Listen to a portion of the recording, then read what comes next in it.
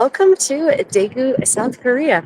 I am up early this morning and I am taking a nice morning walk. And I thought I would take you with me and answer some common questions I get about traveling in Korea, about what Korea is like, do's and don'ts, what to see, that sort of thing, and also share with you how beautiful it is here in the morning, even in the middle of the city. So let us just rotate the camera.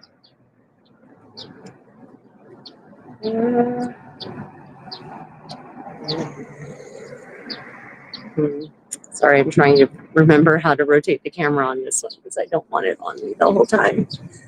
Let's see. I'm going to go ahead and cross. Yeah, so many of you have asked me about, well, what is there exactly? What is it you love so much about Korea? First off, I'm the creative Contessa. I have spent 8 of the last 11 years, more or less, kind of in and out of Korea. And I have learned so much here, and I've also watched this country grow at an amazing rate over the years. There we go. Let's go back. Okay, that should be better. Yeah, okay, there we go. That's the angle I want. I have watched this country go at an absolutely amazing rate. Good morning, Susan. Thank you for joining us this morning. Yeah, so here we are out in the town. The city is slowly starting to wake up. This is one of the things I do love about Korea is that in the cities, they have planted trees everywhere. So in all seasons, there is some sort of loveliness. Well, I guess in the winter, not so much. But I mean, I wouldn't exactly say Korea is necessarily a paradise. Not certain any place in this world is actually a paradise, but it is a pretty wonderful country to visit. And I think it's one of the hidden travel gems of the world, honestly. People have been to Thailand. They've been to people who travel anyway. Oh, yeah, I've been to Thailand. I've been to Japan. They'll even say I've been to Cambodia and Vietnam. And they've never been to Korea. And it's such an oversight. For one, here in Korea, it's one of the safest countries in the world, especially for violent crime. And I can walk here any time of day, morning, afternoon, evening, middle of the night, and not fear being assaulted. Good morning. Good morning. And while we're waiting at this intersection, I'll just give you a pan because there are cameras everywhere. I mean, on the intersections, on the streets, on the sidewalks, they're literally everywhere. And so, Big Brother is watching. The facial recognition software is absolutely good enough that good morning. Is absolutely good enough that people can absolutely be spotted. Get this noise. And identified. So if you commit a crime in Korea, you will be found. And it's even gotten good enough that if people are wearing half face masks, it's good enough to identify based on eyes and forehead alone, apparently. So we're going to go down to the river, see what things are like. We're in monsoon season, which is one of my favorite times of year because when we actually have proper monsoons, like we do right now, the rains actually come. It's overcast. The temperatures actually stay pretty cool. It's pretty humid still, so if you don't like humidity, don't come to Korea in the summer. Come in April or autumn. But see, right now you can see those monsoon skies. Look at that. So this is going to keep the temperatures for those of you watching from places of Fahrenheit temperatures. Today, the highs are expected to only get up to about 78 degrees. And so that's about 22 or 23 degrees in centigrade. Whereas when we don't have an actual monsoon system, when it's just sunshine, then temperatures will absolutely get up into the 90s. And so that's like 32, 33, 34, 35, 36, 37 degrees in centigrade. So definitely prefer a good monsoon. And, you can see there are already some people out, but oh dear, that wind is stronger than I was anticipating. Hard to fight with this umbrella and the wind. Um, this by I guess by American standards, this would be considered, a relatively busy river walk in the morning. But in Korea, there are normally 50 times this many people out here easily, 50 or 60 times. And they've been redeveloping this country at such a rapid pace. In the 11 years that I've been kind of living in and out of Korea, traveling to and from Korea and around Korea, I have seen such an amazing change in how things are done, in the creation of public facilities that are freely available to everyone, that are beautiful and green and provide recreational spaces for all. Neighborhoods, you can see over here we have some examples right across the river there of what I would call old Korea, not historically old, I mean post-Korean War Korea, right? Those are the kind of buildings they built in the aftermath, and those sort of depressing looking buildings that are labeled A, B, C, etc. Right? That's old Korea, not Joseon Korea. This is new Korea over here. These towers here that are built to reach to the sky, to be beautiful and also comfortable. I mean, obviously, there's also a big income gap between people who live in these towers here and those apartments over there. But that being said, overall, the tide is rising for everyone in Korea. So, socioeconomics is definitely improving here for everyone, which also means almost everyone now can afford a car. Almost everyone now has a car, and almost everyone here now wants to drive the car.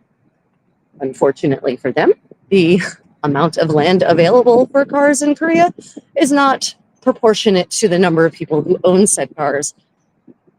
So Korea is going to have to do something to encourage its people to take public transit instead. I mean, I have friends here in Daegu, they will drive through this city and sit in traffic in their Mercedes or Beamers or Audis rather than take the metro, which will take a fraction of the time to get there. So it's definitely not a question of convenience. It is not convenient to drive cars here in cities like Daegu. It's annoying. Not only do you have horrific traffic at most times of day, right now it's okay because it's relatively early. Give it about an hour and traffic is going to stop moving in a lot of places.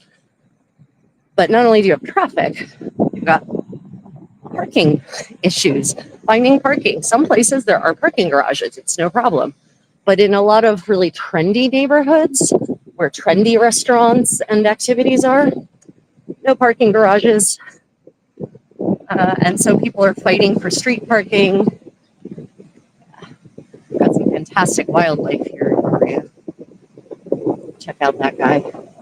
I would normally be doing this live stream walk on my Walking with the Contessa channel, but I have to hit 50 subscribers before I'm even allowed to live stream. So that's kind of annoying because YouTube unfortunately punishes me when I do things like this on my travel channel. It doesn't view walking as traveling, walking in places where I travel as relevant to traveling. So it's probably going to punish the algorithm on my channel, but that's okay.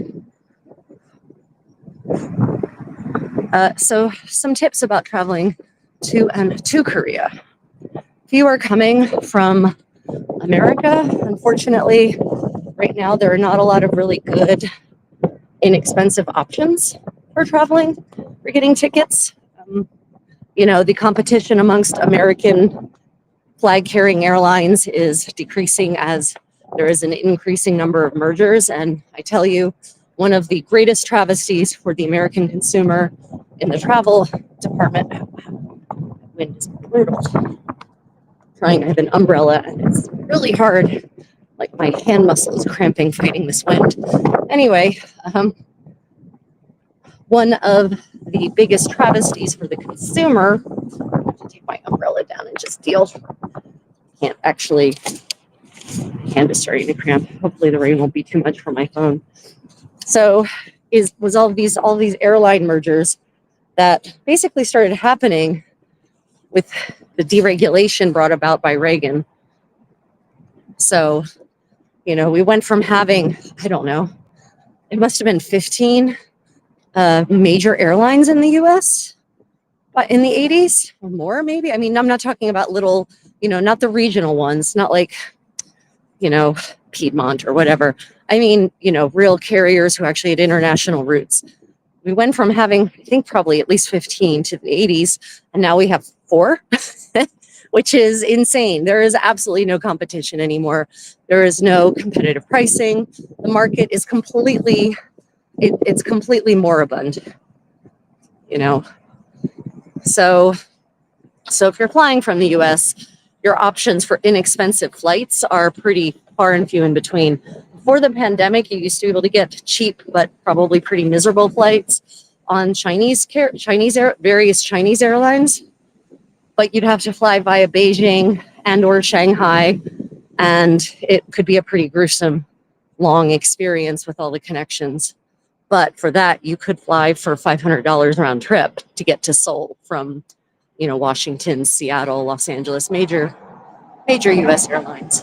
Fortunately, for the U.S., those days are done. The Chinese carriers, I'm not certain if they're just not offering ticketing on those routes anymore, or if they don't fly to the U.S. anymore, or some combination thereof. But I've not seen fares on like Xiamen Airlines. They might not help. For all I know, they didn't survive the pandemic.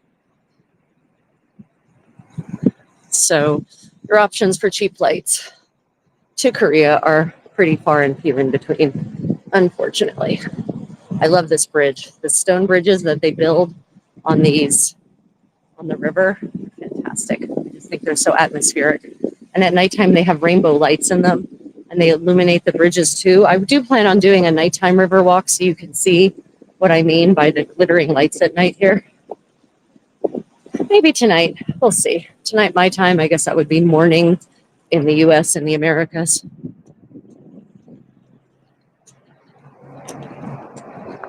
Mountains, I just love the mountains here so much. But if you're coming from Europe, going to Eastern Asia, there are many better options. And one of the least known secret hidden gems of Korean travel or traveling to Korea from Europe, is Mongolian Airlines, especially for business class flights. You can get, we flew, it's been 2 years, but I've been checking flight prices and they're basically the same. We flew from Seoul to Frankfurt, Germany, round trip in business class on Mongolian Air for $1,300 US each. Round trip, all taxes, all fees, lie flat product, proper business class, right? Better than an American business class product, domestic for certain. And yeah, better even than some of the American carriers' long-haul products. So yeah, for $1,300 round trip from Seoul to Frankfurt, hardly beat that. Mongolian Air also flies to London and one other European country. I don't remember which one offhand. So if you are living in Europe and you want to travel to Asia, check out Mongolian Air. If you live in Asia and you want to travel to Europe, check out Mongolian Air. We did have an overnight stay. We ended up sleeping in the airport. That was a mistake. Next time I would absolutely go stay in a hotel. Unfortunately, in Ulaanbaatar, the airports or the hotels are not near the airport. It's very weird. The new airport is outside of the city, pretty far actually. And apparently, I guess, hotels just haven't sprung up there yet. Mongolia is not exactly unlike during the days of the Silk Road, Mongolia is not exactly at the crossroads of modern commerce. But Mongolian Air is my secret tip. And of course, you have so many more other options between Eastern Asia and Europe. So many different other carriers who have their hubs in between Europe and Eastern Asia, like Turkish Airlines, all the various Middle Eastern carriers. So there's just much more competition for those routes, which keeps the prices much lower than the prices to the US. So business class as well. It's often I can find business class round trip to Europe from Asia, Eastern Asia for $2,200. You know, whereas for America, it's your starting price is generally going to be 3,500 in the off season, and it's only going to skyrocket from there. I bet grocery shopping is not done in one swoop like it is in the US. Well, actually, Susan, they have Costco's here in Korea, and Koreans love to drive their cars to Costco and do a big shop. Absolutely, they do that here. We have huge refrigerators in Korea. It's not like Europe. Massive refrigerators. Those big refrigerators, those big Samsung and LG refrigerators that you see in the US, those are Korean, and they were built that way for the Korean market. So, no, they absolutely have huge refrigerators, and they have multiple refrigerators. They've got the big one, then they've got a smaller one, and then they've got a kimchi fridge. So, no, Koreans definitely will do a big shop here, especially if they have a big, if they have multiple generations living in one home, which sometimes still happens. That's that custom of having 2 to 3 generations in a home is starting to go away, but it still is the case in some places. So they can actually make use of 30 pounds of rice in a reasonable amount of time. And of course, with Costco and parking lots at Costco, people will definitely drive there. It's an experience. We do love Costco in Korea as well. But yeah, it's not like Europe where I used to do daily shopping. And people who live singly definitely don't, do their big shopping at Costco. My friends who are just sort of making food for just themselves, they go to a grocery store kind of every other day, whatever's local to them. But, a lot of the people in the upper socioeconomic bracket, they don't tend to shop in the open air markets anymore. They tend to shop at, shishi grocery stores that are part of department store chains, like luxury department store chains like Lotte Grocery Store or Daegu Grocery Store or Hyundai Grocery Store. Granted, you can get certified organic, free range, and also imported items in those grocery stores. But it definitely takes away some of the, the fun of shopping in an open air market. So those are my tips for flights if you're trying to get to America or to Korea from, the Americas. You have fewer and more expensive options. If you have coming from Europe, you have better and much less expensive options. It's kind of proof. It's evidence of how competition will definitely benefit the consumers, right? More competition equals prices kept lower. And guess what? European and Asian and Middle Eastern airlines are all still making profits. So don't give me this nonsense of, you can only make a profit as a company if you pay your employees absolutely nothing and offer them no benefits, et cetera, et cetera. Nonsense. So here we have an example of Korean infrastructure architecture, which is pretty intense. Like I said, they've been seriously developing. When I first came to Korea in 2014, my uncle Tommy reached out to me. He had been stationed here in the 70s. He said, "Oh my God, Rachel, don't go. It's dirt roads and donkey carts. It's not a nice place." And I said, "Uncle Tommy, you need to maybe get on the internet and do a search for Korea modern day. Because as you can see, it's definitely not dirt roads and donkey carts." That's North Korea. North Korea definitely is still using oxen to plow their fields, and there's definitely dirt roads everywhere. That's not here.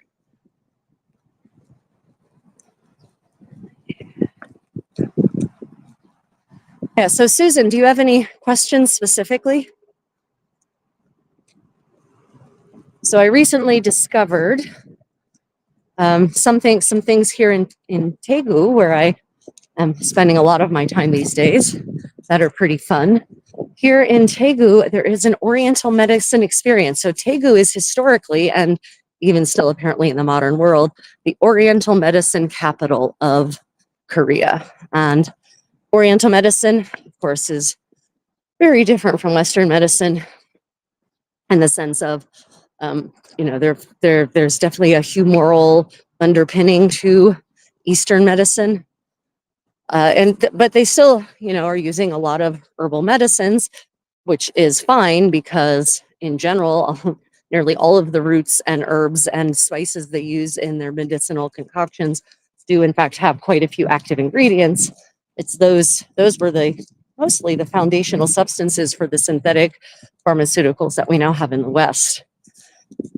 But there's more to it than that in Eastern medicine. So you can actually, for a very little bit of money, 5,000 won, which is like $3.50 US now, you can actually have Oriental medicine experience. So they'll diagnose you, they'll analyze your body, you'll get massages, you'll get reflexology, various kinds of treatments, none of them invasive. We're not talking about you're going to undergo surgery, but it includes acupuncture and, the Oriental Medicine Center here in downtown Daegu. It's pretty neat. And they even have a restaurant where you can go and have a meal that's based on Oriental medicinal philosophy. So yeah, it's a pretty fun experience. Highly recommend it. And they do have an English guide there on staff. So if you don't speak Korean, don't worry about it. So check out the Daegu Oriental Medicine Experience. What about bookstores in Korea and vets for pets?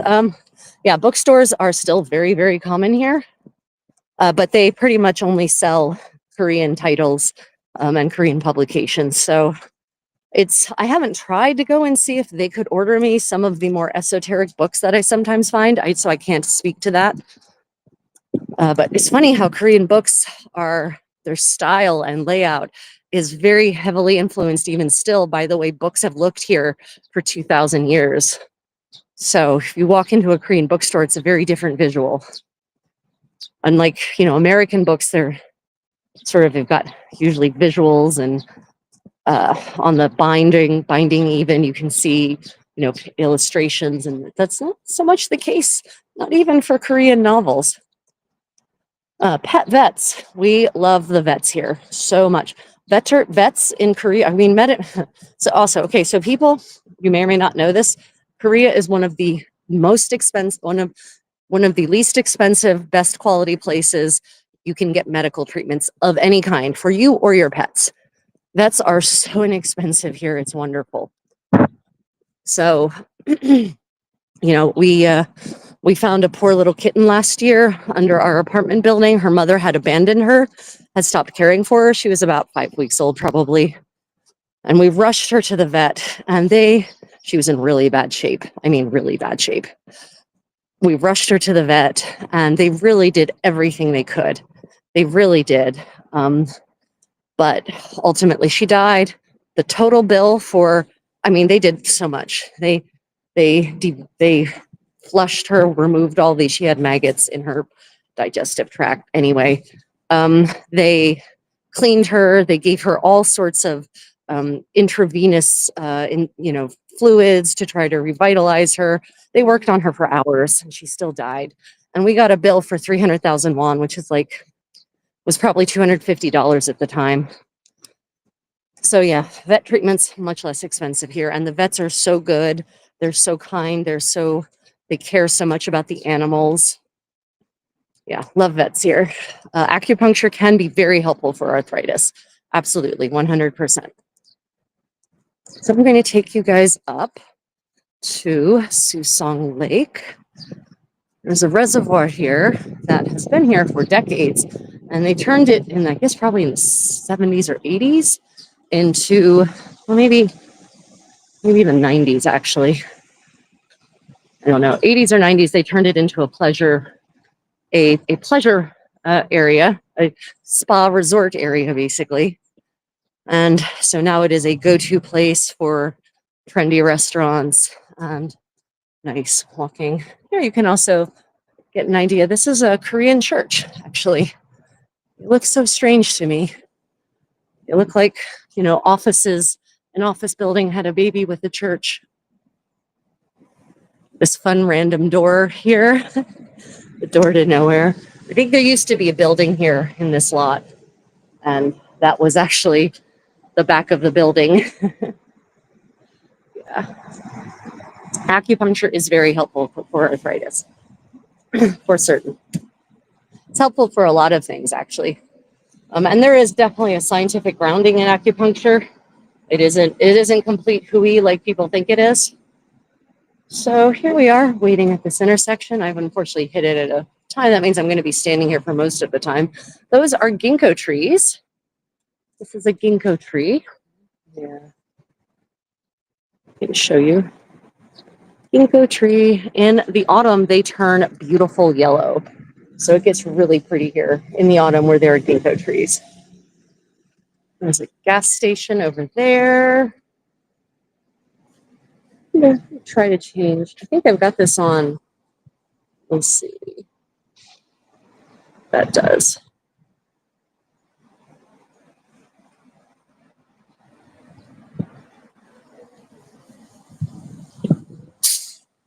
Interesting. So yeah, we're about to head to Susong Lake, and there's a scary and very dated amusement park. And it's scary in the sense of this amusement park is questionably safe. I mean, Korea definitely has, you know, building codes, regulations, and whatnot about the safety of things such as amusement rides. But this one looks old enough that one does question whether it is still being inspected. Yeah, I love ginkgo trees because they have these lacy leaves that are densely packed. So it just creates this absolutely gorgeous effect, especially when they all turn golden in the autumn. So yeah, there's been all kinds of new developments. So here we have an example of an older style building, right? Older style buildings. And then this one has an older upper, and they've kind of completely revamped the lower part to make it look more modern.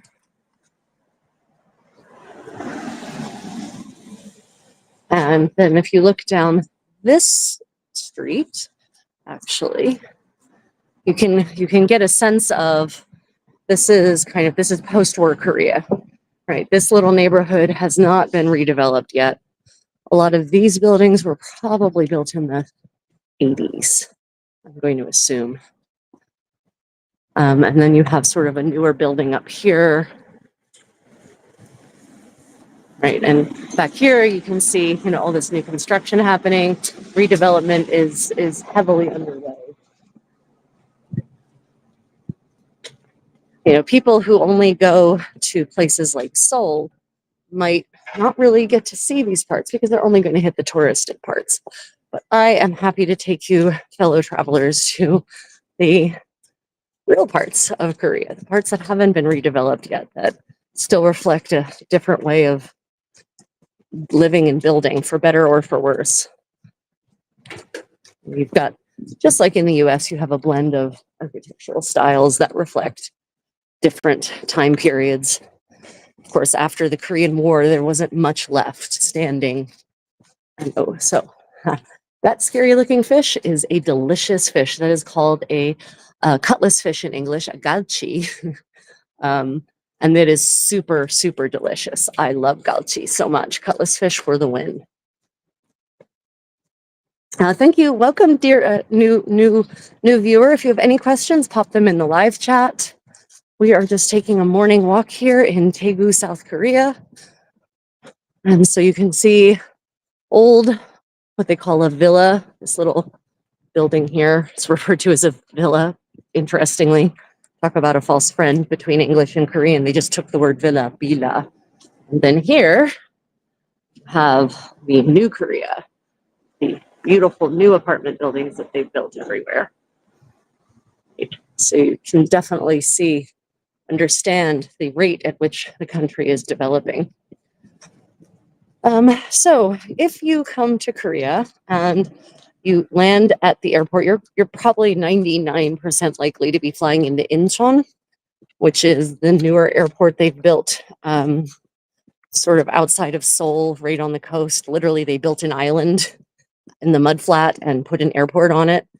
If you go to Incheon, Incheon is an amazing airport, and you can travel through Korea without renting a car. You do not need to rent a car. In fact, I recommend against renting a car if you've never been here before, just because Koreans drive aggressively.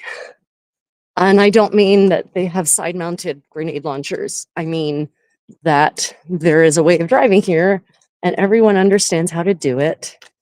And it's not the way we drive in the US. Oh, look at these beautiful flowers. I think this is a hydrangea, but I've never seen hydrangea blossoms like this before. So beautiful. So you can actually, from Incheon, there are two methods of transit if you don't want to rent a car and you don't want to pay for a taxi.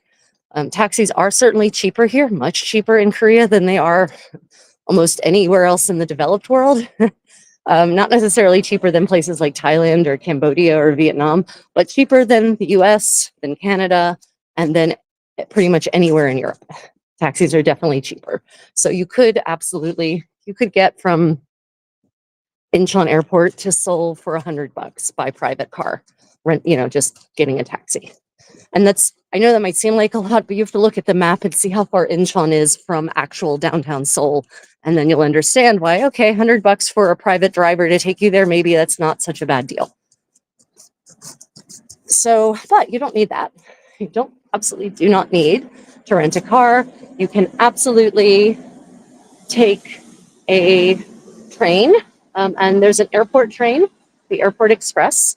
It costs, if you get a ticket there at the airport itself, it costs 13,000 or 14,000 won, and that's about $10, I guess now. The exchange rate, I don't know why the dollar is doing so well. It's honestly unfathomable to me. I don't understand. It doesn't make sense anyway. Or you can actually book it online. It's called the Airport Express, the Incheon Airport Express, and it has a website, and you can book your ticket there and you get a discount for booking there. That also means that you can choose your seat, and you guarantees you will have a ticket for a time you want. The Airport Express runs on average twice an hour. There are some times when it only runs once an hour. And then you take the Airport Express into Seoul Station, and then from Seoul you can catch a train to most regions of Korea. There's a couple of bare spots, I would say, on the Korean rail map. So, you might want to look at the rail map. But it's high-speed rail. It's super affordable to get from Seoul to Busan, so the northern extremity of South Korea, to the southernmost major city. Not southernmost city, but, metropolis, is only a 2-hour train ride if you take the right train, you take the right high-speed rail. So, and it only costs to go from Seoul to Busan, so more or less end to end in South Korea on a very nice high-speed train. Let me see, in economy class, it costs about $35, $40, maximum of $40 US. I think it's like 50,000 won, one way, one person on high-speed rail. So yeah, cheaper, pretty affordable. They're very comfortable. They're very nice, very clean, cleaner than you might be used to trains being in other parts of the world. And I'm not saying not just the US. I think we have all been on trains in Europe, if you've traveled, that smelled like urine, and you know what I'm talking about. But you can also, from Incheon Airport, take an express bus, and these are really nice coach buses, very comfortable with seats that recline and have leg rests, very also affordable, and perhaps maybe the better option for getting from the airport to your actual city, because the bus network is definitely much more extensive than the rail network is. And the downside on that, though, is that trains will get you there fast and comfortably and without traffic. Korean trains are very rarely late. And even if they start off late, like if something gets in the way of them being on time, they somehow make up time. Buses, on the other hand, are much more variable because of traffic. Traffic on Korean highways can be execrable. And it's not because the highways are bad. The highways are great. The highways in Korea are way better than the highways in the US. Better paved, fewer potholes, just overall better conditions, but there are way more people on them than there need to be or than should be. And so at certain times of day, you're going to come to a parking lot standstill at various points on your trip. So a bus from, say, Daegu, where I'm currently staying, to Incheon could take 3.5 hours late at night, for instance, when no one's on the road, or it could take 6 hours. It's you have to plan that. So if you're taking a bus back to the airport, I would say plan to get to the airport 5 hours early, and just plan for that, so that even if your bus is late, you still are there in that 2 hour window to be able to get checked in and through security. So, dear viewer, thank you for joining us. Don't forget to hit the thumbs up and subscribe.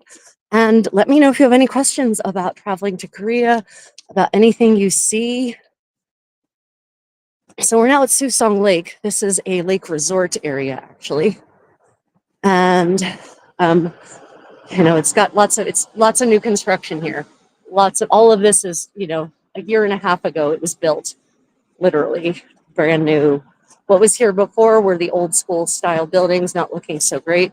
This is actually what they call a wedding hall in Korean. People don't get married in churches here. And they've kind of taken the Western white wedding, the typical Western white wedding, and they've institutionalized it into basically what is just a photo op.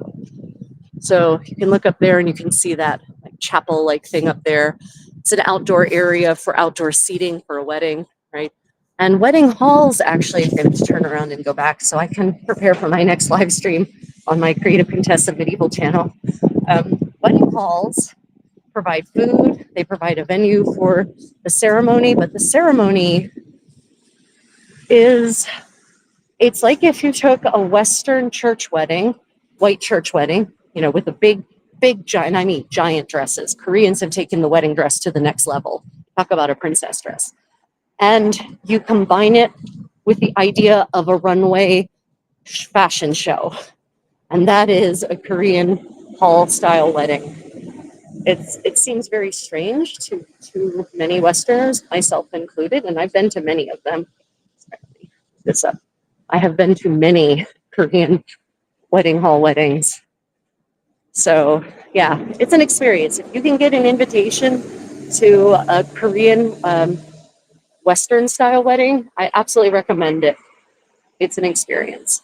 But literally, the wedding hall employees spend the entire ceremony primping the groom in the bride's clothing, putting the bride's train in this specific way, posing them for pictures. It's one of the least sentimental experiences I've ever had for weddings, which is by contrast to the traditional Korean wedding, the actual historic Joseon style wedding. I've also attended 2 of those and participated in one of them, actually as a reenactment of a Joseon era wedding. Completely different experience. I wish more Koreans would do that instead. Question, is the Daegu Museum close to where you are? So let me go out to the lake here. The Daegu National Museum is on this side of town, I guess you could say. But I would say it's about 2 miles away, maybe. Mile and a half away. Oops, sorry about that. Maybe about 1.5 miles away. Okay, so it's that way, about 1.5 miles as the crow flies. Yeah, so this is the lake that I mentioned. That is actually technically a reservoir. But, as usual, there's a body of water, humans flock to it. And that's exactly the case here. There is this fantastic track that goes all the way around this giant rectangle, and it's a barefoot track. And you can see there's this nice soft dirt over here. And people love barefooting is really big here in Korea. And Daegu has been building barefooting trails all over the city and in the mountains too. There are now barefoot trails in the mountains that are specifically, the trails have been built with this nice soft dirt And they're actually facilities for cleaning your feet. Like, see here, they actually have foot cleaning stations, so you can, get yourself cleaned up and ready to go back home after your experience. Yeah, so Korea is just advancing in all kinds of ways. See up there, you can see a picnic pavilion. That's there for public. Anyone can go there, sit and rest, have a picnic, enjoy the hillside. Anywhere there are hills here, they have put trails in. Oh wow, they finally finished the sidewalk. Last week this was mud. They've been rebuilding it. It's not that it was mud before that. They have been expanding and improving this road massively. I wish that they would actually turn this road into a pedestrian road, because then it would make the lake experience so much more pleasant. But that's just me. So that mountain straight ahead, the ridge there that kind of looks like a back of a dragon, actually, I kind of imagine it. That is the resting place of the ruins of a fortress from the Joseon era. And I think the fortress actually predates Joseon. I think it might date back to Sheila originally. Of course, it's covered in trees now. It was not covered in trees when it was a fortress. You don't allow trees, just like castles in Europe that now have trees around them. They didn't have trees around them in the Middle Ages. That's a bad idea from a defensive perspective. People can sneak up on your fortress or castle if you have trees around it. So you can actually go up into that. There's a trail that starts over there at the base, and you can climb that entire ridge, and you can actually climb through the ruins. Unfortunately, it is sufficiently ruined that mostly only archaeologists would recognize it as a fortress, because it looks like a pile of stones. And the kind of stones that they used to build fortresses in that era weren't necessarily perfectly hewn.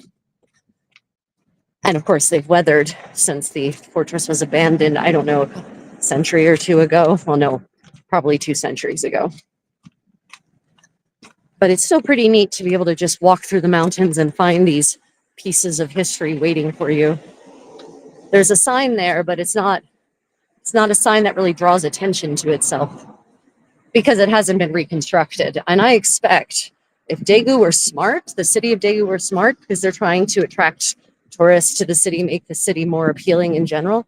So if Daegu were really smart, they would actually rebuild that fortress the way Korea has rebuilt so many of its fortresses that were destroyed for one reason or another, or just abandoned and degraded into the earth.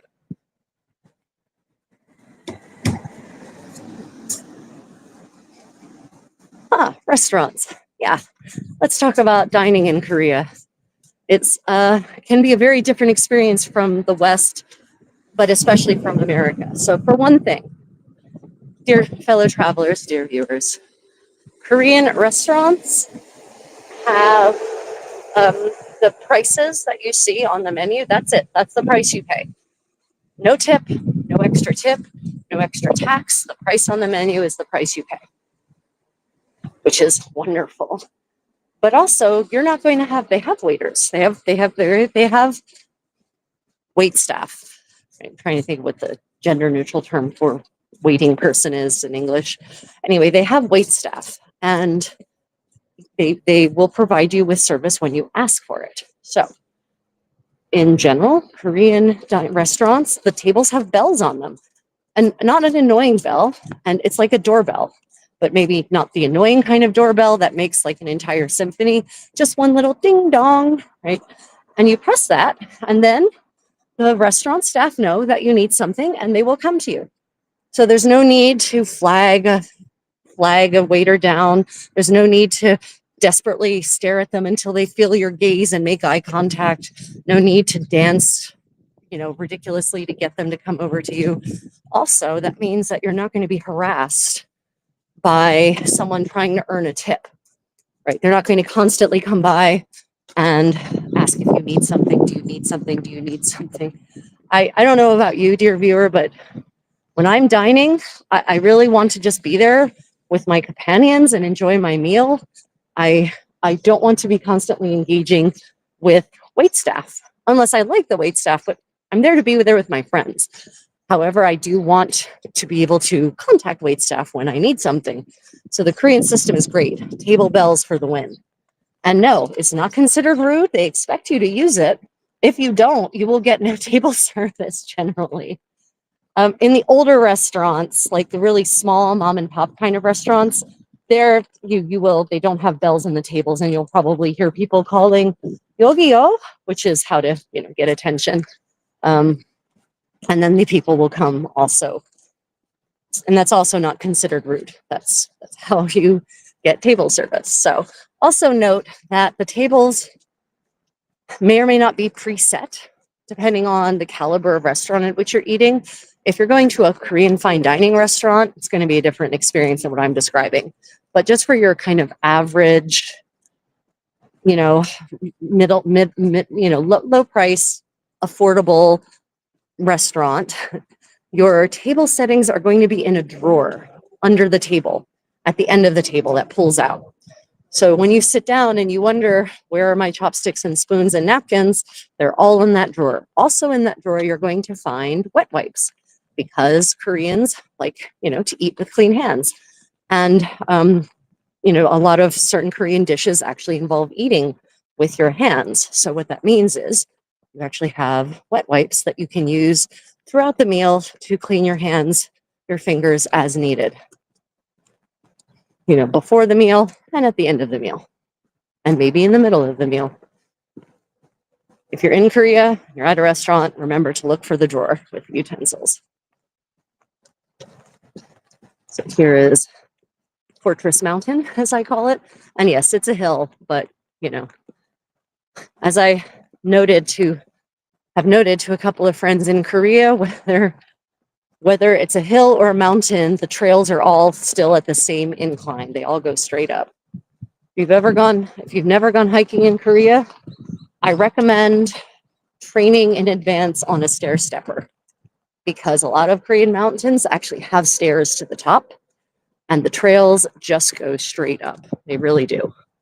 They don't believe in switchbacks. There are very few gentle, flat, even slopes in Korea. It's just not a thing. That is bamboo. Bamboo actually requires tropical conditions to grow, hot and humid conditions to thrive. And so it doesn't grow in all parts of Korea. We're in Daegu, which is also called Dafrica, because it is the hot box of Korea. It is warmer here at all times of year than it is anywhere else on the peninsula. So it grows very well here. Unfortunately, for those of you who know, bamboo is invasive and proliferative. So, they have to really stay on top of this bamboo and prevent it from spreading beyond. You'll see they've built a stone retaining wall in the hopes that it won't send runners through the retaining wall. But I have seen, bamboo sprouts on my side of said retaining wall. And there in the center of the stream, I have seen little tiny water deer. I was hoping maybe we'd have some this morning, but I don't see any. They are the cutest little guys. Oh my goodness. So adorable. If you don't know what a water deer is, go ahead and give it a quick Google. They are just so cute. Oh, and they also have musk deer here, which is a different species. Musk deer have tusks, and we do like to play a little bit of a joke on newcomers here and tell them about, especially young soldiers who get here. We like to tell them about the vampire deer of Korea, because musk deer have tusks, and they really do look like a throwback from the Ice Age. Yeah, they do not bite though. Musk deer are very gentle. They do not bite. Don't worry about musk deer. They are an endangered species, at least the last time I looked there. Maybe they're no longer, but the reason they're called musk deer is because they have a musk gland that has historically been in demand for perfume. But they're not allowed to be hunted here in South Korea. So I think the population is making a comeback here.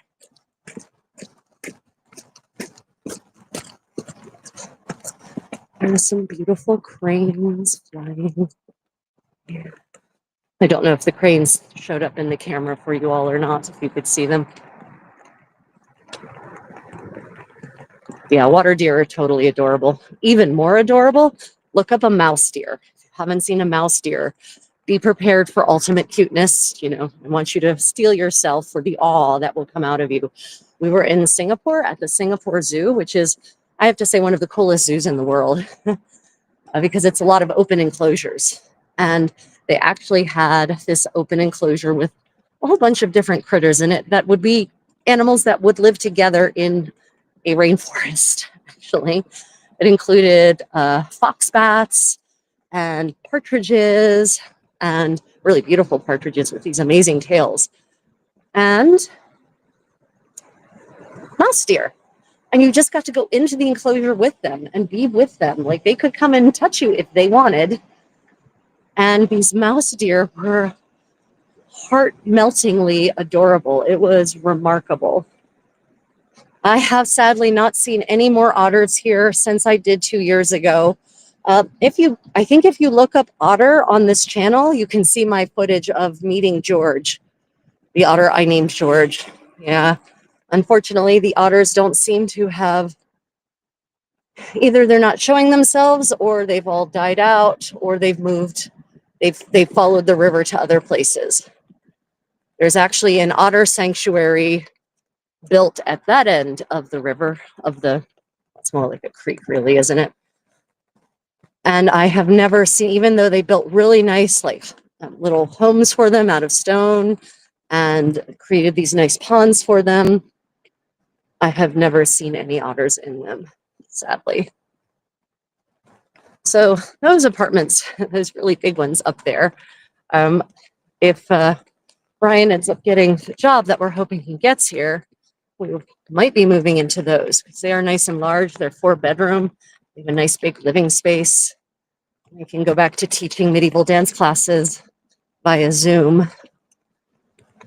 Yeah, so those are really nice apartments. And they also have, this fantastic mountain view. They're in the process of improving this end of the Riverwalk now. So they're actually, interestingly, the lights on this part of the river are only over the bike path. So I'm walking next to the bike path. I'm not on the bike path, everyone. I'm a bicyclist myself. I always like to leave bike paths for bikes. I'm off to the side. But over there on the footpath, there are no lights. So at nighttime, it's a little dark over there versus over here. So they're finally installing lights on that side as well.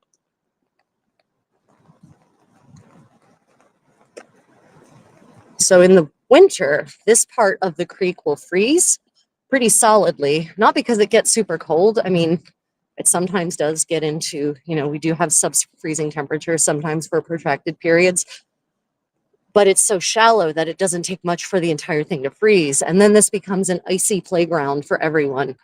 Parents come out with their kids with sleds and slides and or makeshift sleds. I've seen people ice skating out here on the ice when it freezes. So this really is sort of a big, this is everyone's backyard.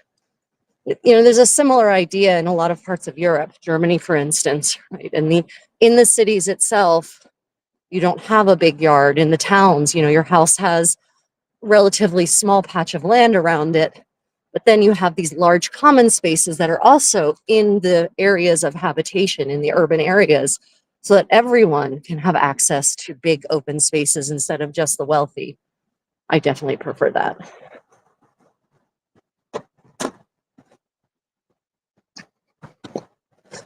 Yeah, the mouse deer, really, they are just totally adorable. Appreciate the well wishes, Susan. Really do. All the well wishes, prayers, positive thoughts. I'm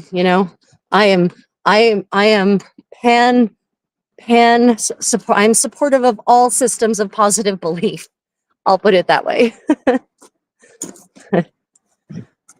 I don't often talk about my beliefs about religion or spirituality. But in general, I believe that the parable of the blind man and the elephant is true.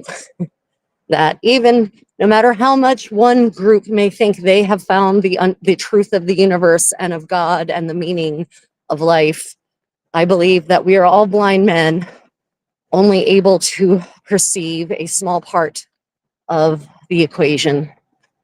And so I do not have the chauvinism to believe that any one church or faith or religion has actually has the entire right of it in terms of understanding. Even if there is a God, to understand such a powerful supreme being would be almost beyond our comprehension, honestly.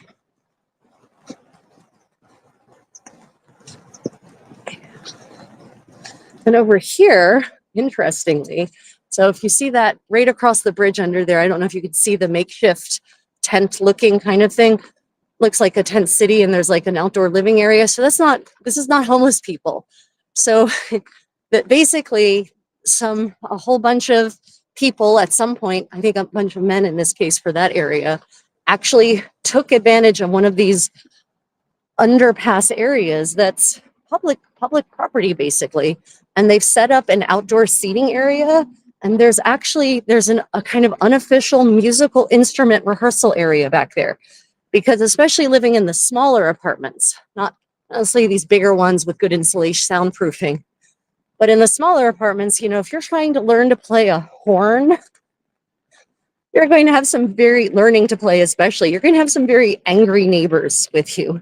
And so they've actually set up an outdoor rehearsal place where people can go and practice annoying instruments, obnoxious instruments, or instruments that can be obnoxious when you're learning to play them. And so at certain times of day when I walk down this river, I can hear, the brasses all practicing, learning, doing their drills and whatnot.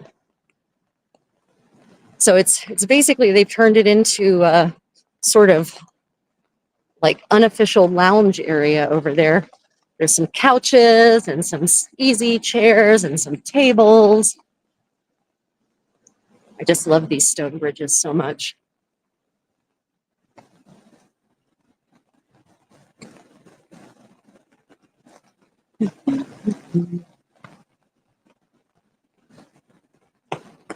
Sorry, trying to focus on getting just the right stride for 1 foot per stone and not falling in the river.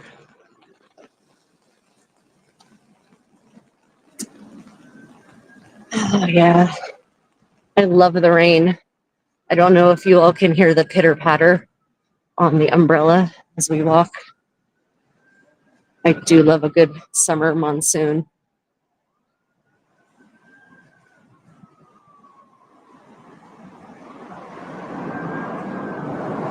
So the river right now, they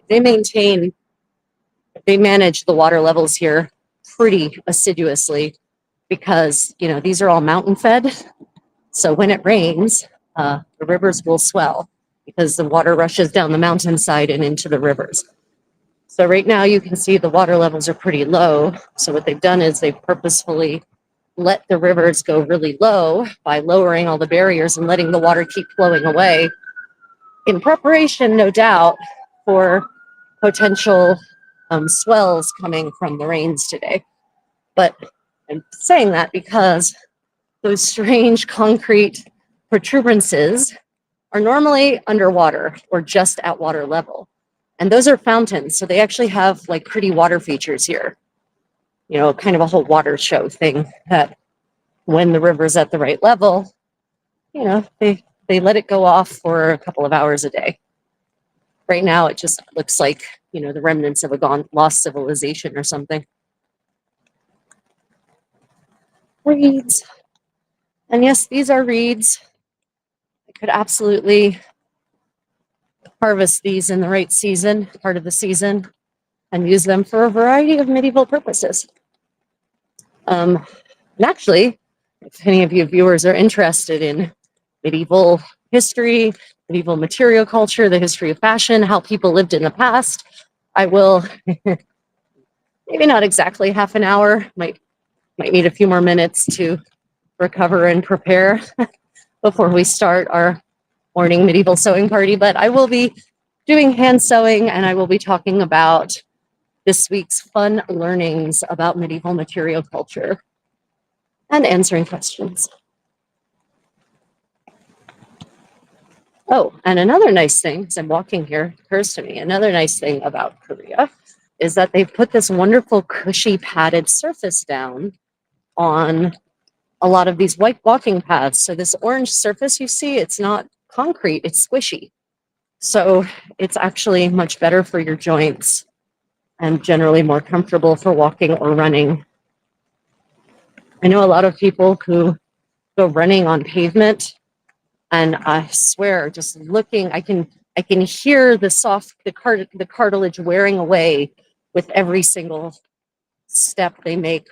But do not run on concrete, ladies and gentlemen.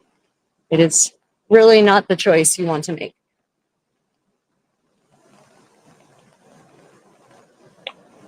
So you see all those giant apartment buildings over there. I mean, giant is relative, I guess. By Seoul standards, these are actually pretty low. By Incheon standards, these are actually pretty low, but they're high for Daegu. Anyway, there has been a major building boom here in Daegu over the last several years. So much so that it has absolutely outpaced the demand for housing. There was a prediction that they were going to need a lot more housing here than they actually ended up needing. And all these construction projects were already underway. And so it's contributing to a housing crash here, big time. People who are trying to sell their apartments now, it's not happening. Apartments are sitting on the market because there is an absolute surfeit of housing options now. On the positive side, all the redevelopment has really beautified the city because, I mean, I'll be honest, I like old buildings, but there's old and then there's historic. And in this case, old is, those low-lying buildings over there, they are not scenic at all. They're grungy, they're dilapidated, they're kind of sad. They weren't built to last particularly well when they were built the first time a couple of decades ago, and they haven't exactly been maintained at the best. So tearing those neighborhoods down and rebuilding them as these shiny new ones is a win in my perspective. A little known fact about apartment complexes like that's Bruges over there is that one. They tend to be miniature cities in and of themselves. So there will be restaurants and stores, amenities, there'll be massage places, there'll be beauty salons, cafes, all of the sorts of shops and stores that are in the bigger city at large are contained within these complexes. And there's also parks in the complexes. So, you've got barbecue areas and playgrounds and outdoor exercise areas. It is really like a miniature city. And in some cases may have more people than your average American town does. And it's open to the public. You don't have to be a resident to go into these places. You can go take advantage of the restaurants and shops and whatnot that are part of these multi-function complexes.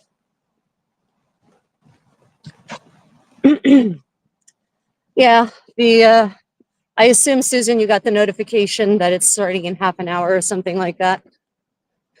It may or may not start precisely on the dot at 9 o'clock. I did not get out the door as quickly as I wanted to this morning. So, yeah. So they just recently planted all of these lovely trees. They've been regreening this river. So it's really just making this space so much more inviting even than it was already. Medieval dance areas.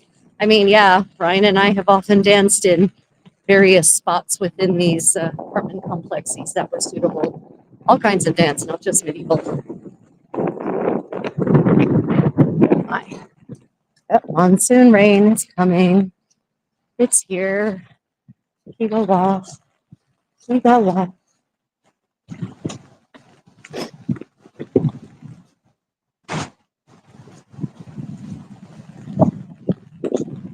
So another nice feature that they have here in pretty much most Korean parks and public areas where bikes are, they actually have bike tire air machines, right? So you can refill your tires. They also often have bike shops, bike repair shops on these bike paths in the city. So if something breaks down while you're out biking, and that's what this is right here, it's a bike repair shop. You can just take it to the bike repair shop right there, and they will fix it for you on the spot. And they're very affordable, not overpriced at all.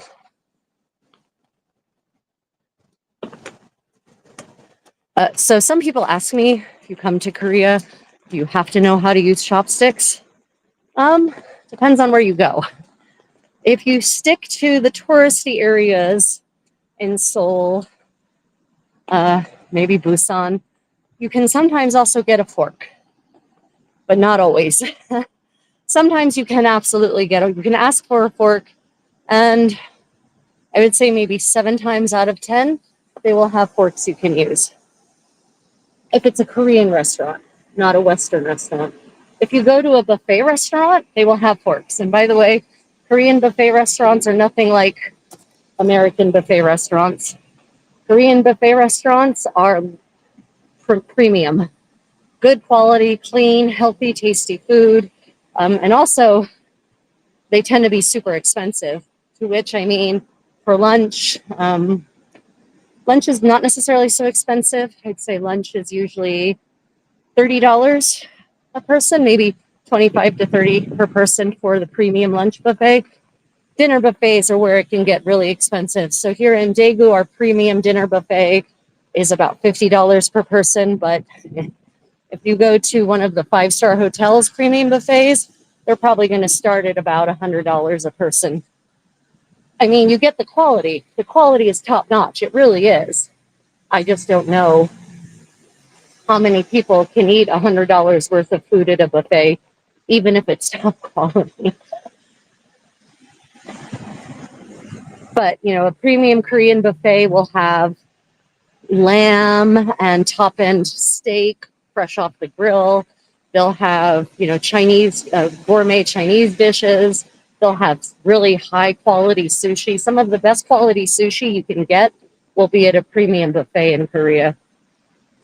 So if you're looking for variety, and of course they'll have top-end Korean dishes as well, such as galbi-tim, maybe some other, expensive meat dishes and fish and seafood dishes. So if you want variety and you want quality variety, then a Korean premium buffet is the option I can recommend.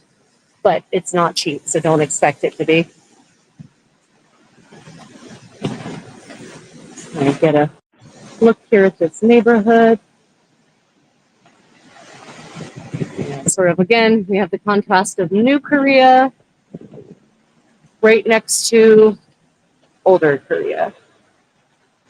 You can really see the difference in how much things have changed, how much more affluent Korea has become. The hell with this. It's raining. I will say Koreans nearly always wait for the traffic light, but I've got somewhere to be, and the rain is not decreasing. So.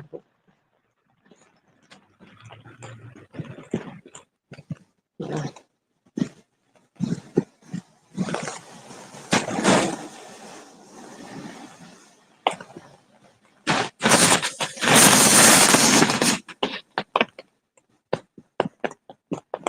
Honestly, the best idea for real estate investment these days in Korea is to buy one of these older buildings and live in them until a developer wants to redevelop your neighborhood, and then you get top dollar for your house or your building.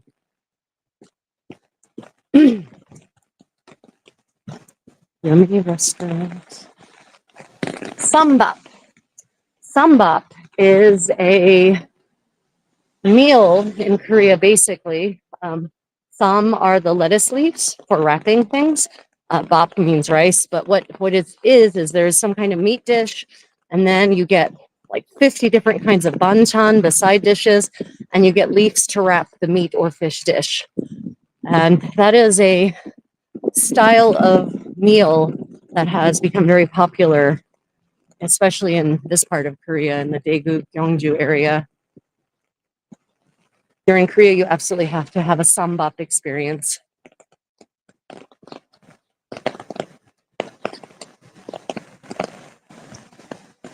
And up there is the park area for one of those apartment complexes I mentioned.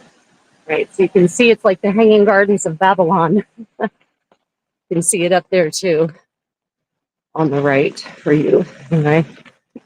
They basically built this entire plateau out because this area is so hilly that they had the choice of either leveling the hill or building up the area around it. And so they literally built a parking garage and shops like this to create a level platform on top of which, and that's the entrance, you can see the parking garage through there, on top of which the entire apartment complex is built.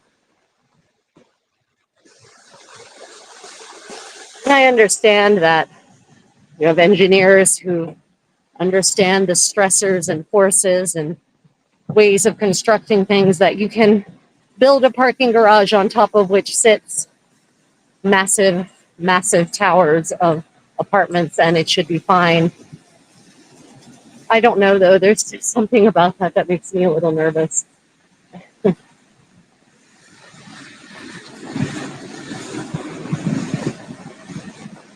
See you up there on the left, that is Nice to See You, is one of the Korean convenience store chains, and they are ubiquitous and they are absolutely convenient. They really do have little needful things. So if it's after a certain point at night and you find yourself needing something, they probably have it, and not terribly overpriced. They actually have all natural cat food at CU. Cat food that's just meat and vitamins, and no grain or other fillers, for instance. So, who would have thunk?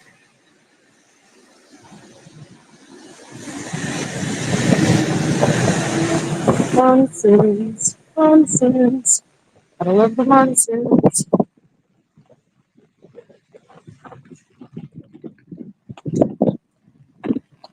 Interesting.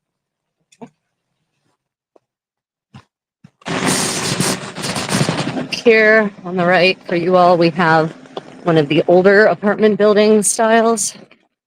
I honestly, I don't think it's long for this world. I think this block too will soon be gobbled up and redeveloped. I keep hoping that someone will build a nice, beautiful, historic neighborhood of Hanok here in the city instead of just all of these apartment complexes. But I guess Daegu hasn't cottoned on to that as being a good idea yet. Actually, this part of Daegu was not part of the historic city. This was outside the city. This was rice paddies. These were farms here, historically speaking. So the historic part of the city is a mile and a half that way as the crow flies. I will take you all on a walk through that neighborhood, the historic part, show you the little historic gems that are sort of hiding. So Daegu was not destroyed quite as badly as other parts of Korea were during the Korean War. And so some Hanok, some of the traditional homes and buildings, historic in some cases, actually survived, which is a little crazy to think about, but they did. Unfortunately, people living in them, in many cases, decided, oh, they're old-fashioned, they're not comfortable, we want modern Western homes. So they leveled them and built crappy Western-style buildings over top of them. Others, though, are still there. They're just hidden, that people expanded onto the historic buildings. So instead of tearing the Hanok down, they just added to it. And so hidden, sometimes even in buildings that look like that over there across the street, there's probably a Hanok back there behind that building. So what is slowly happening is that the ugly newer buildings are being torn down and the Hanok is being restored and generally turned into a restaurant or a cafe. Modern Koreans don't want to live generally in the smaller hanok anyway. They want a nice, comfy, modern apartment on the 18th story instead. So, but that's okay. They are turning them into restaurants and cafes, which is actually better for us tourists because, you know, you can't just go into a person's home, but you can go into a cafe or a restaurant. So if the cafe or restaurant is a historic building, then you can enjoy the historic building too. So it's not necessarily a bad thing. It is a little sad, though, that Koreans have kind of, in many cases, abandoned their traditional culture, their historical culture, in favor of Western. Instead of doing both, you know, ¿por qué no los dos? As they say in Spanish. Why not both? But it does seem that in Korea there is a reawakening to the value and interest and beauty of their own historical culture.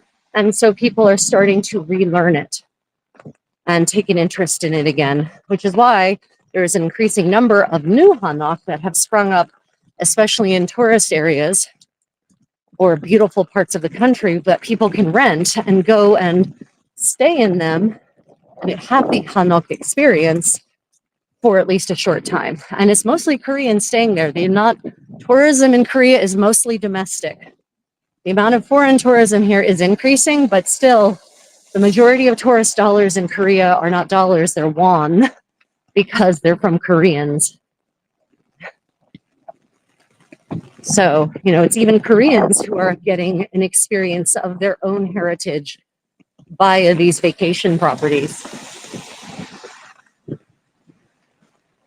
And for those who want to rent a hanok, a traditional historical style Korean home, when you are here in Korea, you can check them out. They are actually available on platforms like agoda.com, even booking.com, sometimes even hotels.com, Airbnb also, but Airbnb is on my shit list right now for political reasons. Yeah, so you can absolutely, as a foreigner, easily and conveniently book a hanok or a stay at a hanok bed and breakfast, for instance. Okay, guys. Any final questions? I am back to what I'm calling, what are my current lodgings, our storage apartment, as I call it. It is kitten season, and one of our local kitties did have at least one kitten, but she seems to have hidden them well. So let me see if I can bring this around to me. Okay, yeah, so, oh gosh, look at those dark circles under my eyes. Wonderful. Any final questions, guys? Otherwise, I have to go prepare for my next live stream on my Creative Quintessa channel. For those of you who are waiting for that, it's probably not going to start right at 9 o'clock. This walk took longer than I was anticipating. Otherwise, if you have questions and I didn't answer them, if you're watching this as a recording, pop them in the comments. I will get away around to responding. I thank you all for joining me for this beautiful morning walk here in Daegu, South Korea. Until next time, guys, may your travels be